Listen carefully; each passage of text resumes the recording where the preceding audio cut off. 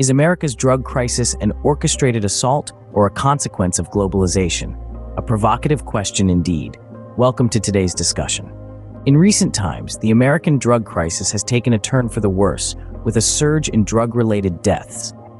Fentanyl, a synthetic opioid 50 times more potent than heroin and 100 times stronger than morphine, is at the center of this crisis. Since 2019, fentanyl overdose has become the leading cause of death for young Americans.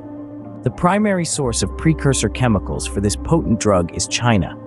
These chemicals are processed into synthetic opioids by Mexican drug cartels and smuggled into the United States. The majority of fentanyl mass-produced in Mexico uses chemicals sourced from China. The Chinese Communist Party has been accused of subsidizing fentanyl producers, thus flooding America with this deadly drug. In response to this crisis, lawmakers have introduced the End Fentanyl Act, aimed at strengthening border enforcement.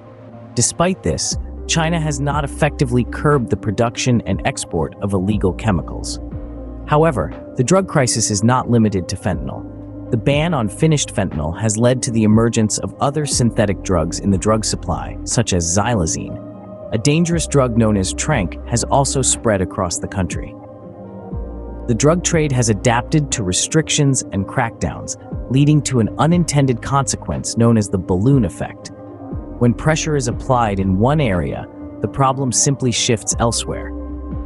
For instance, when China cracked down on the production and exporting of fentanyl, Mexican cartels began producing the drug themselves using precursor chemicals from China and India. This led to an increase in fentanyl seizures. As a result of similar crackdowns in China, the trade of chemical ingredients used to make illicit synthetic drugs like fentanyl and methamphetamine has shifted to India. India's loose patent laws and vast pharmaceutical industry make it difficult for the government to track these chemicals, contributing to their diversion for illegal use. While the focus has been on curbing the supply of these drugs, experts suggest that this approach does not address the demand for these drugs. A more effective approach could be to create a safe domestic supply.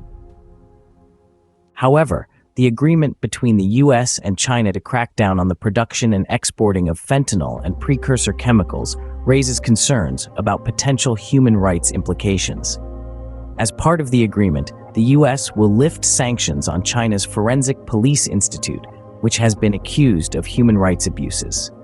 In conclusion, America's drug crisis is a complex issue that requires a comprehensive approach, addressing both the supply and demand sides of the problem.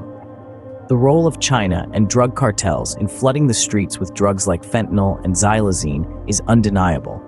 However, the solution may not lie solely in cracking down on these entities, but also in understanding and addressing the underlying demand for these drugs.